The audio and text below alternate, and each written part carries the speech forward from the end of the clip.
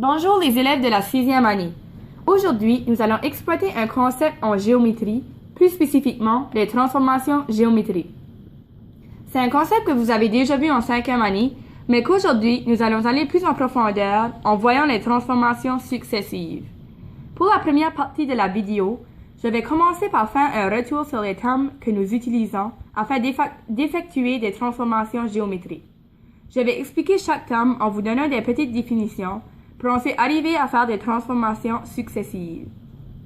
Je vous suggère de prendre en note les définitions de chaque terme que nous allons voir aujourd'hui afin d'avoir une meilleure compréhension de chacun. Vous pourrez ensuite apporter les définitions en salle de classe parce que si jamais vous oubliez tel concept comme c'est quoi une translation, une réflexion ou bien une transformation successive, ça vous fera un petit aide-mémoire pour faire un retour. Donc, je vais commencer par expliquer c'est quoi les transformations géométriques. Une transformation géométrique, c'est un déplacement à partir d'une figure initiale. Il y a trois principales transformations géométriques. En premier, il y a les translations. En deuxième, les réflexions. Et puis enfin, les rotations. Aujourd'hui, nous allons se concentrer plus spécifiquement avec les translations et puis les réflexions. Donc, c'est quoi une translation? Une translation, c'est un glissement d'une figure en ligne droite à partir d'une distance donnée. On commence toujours par déplacer la figure par l'axe des X et ensuite avec l'axe des Y. Donc ici, on a un petit exemple qui vous démontre c'est quoi une translation. Donc si nous commençons toujours par déplacer la figure avec l'axe des X, on peut seulement faire un déplacement soit par la gauche ou par la droite. Et puis ensuite, ça nous dit qu'il faut faire le déplacement par l'axe des Y, qui soit en haut ou bien en bas. Donc ici, nous avons un exemple. 4 vers la gauche et puis 3 vers le haut. Donc, 4 vers la gauche, c'est sur l'axe des X. Et puis 3 vers le haut, c'est sur l'axe des Y. Donc ici, l'exemple nous démontre une translation. Donc, une translation vers la droite. Et puis, la figure a monté vers le haut. Donc, c'est toujours important d'identifier chaque sommet de notre figure pour ensuite arriver à la figure initiale. Puis, nous utilisons des petits, on appelle ça des primes, mais c'est comme un apostrophe.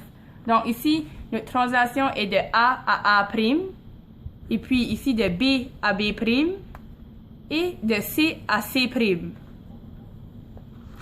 Maintenant, nous allons voir c'est quoi une réflexion.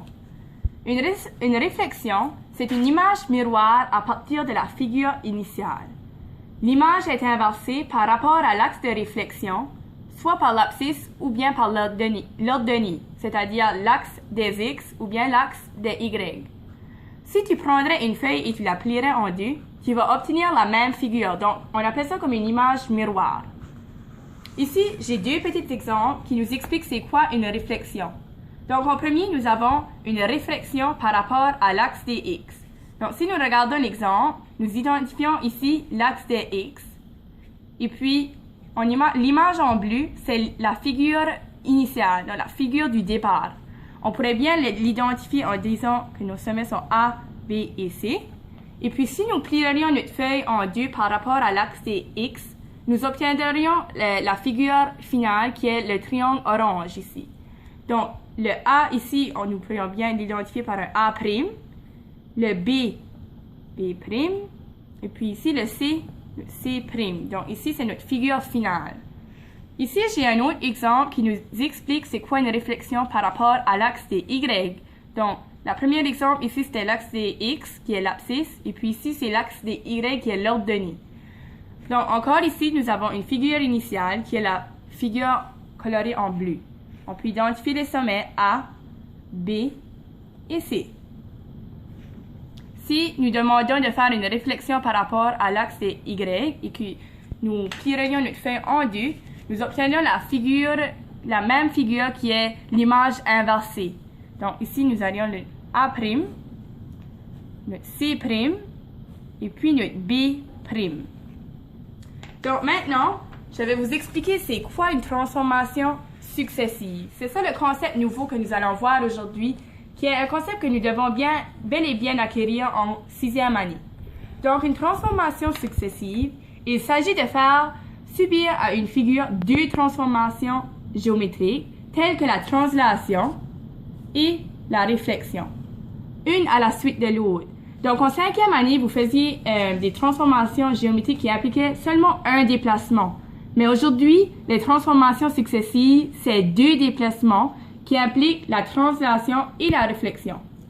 On peut soit faire en premier la translation et ensuite la réflexion, ou bien le contraire, la réflexion et ensuite la translation.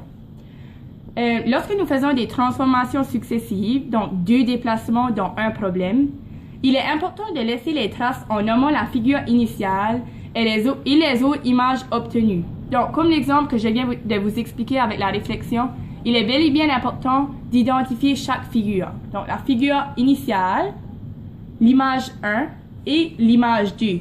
Parce que ici, dans une transformation successive, c'est deux déplacements.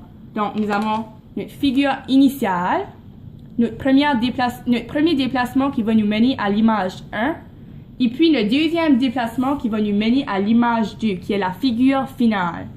Donc ici, j'ai un exemple. Si nous avons, par exemple, un carré, qui nous donne un A, B et C et D, par exemple, nous allons faire un premier déplacement, soit une translation ou bien une réflexion. Donc, on va identifier les sommets en disant notre A', notre B', notre C' et notre D'. Puis, nous faisons le deuxième déplacement, soit qui est, si par exemple nous avons commencé à faire une translation, nous allons faire une réflexion pour le deuxième déplacement. Donc, notre figure finale serait de notre A', notre A', notre B', notre C', et notre D'. Donc, vous pouvez faire rejouer la vidéo si vous n'avez pas eu le temps de prendre en note tous les éléments ou les définitions que nous avons identifiés aujourd'hui. Ou bien, si vous n'avez pas compris tout à fait tous les concepts, vous pourrez rejouer la vidéo afin d'avoir une meilleure compréhension.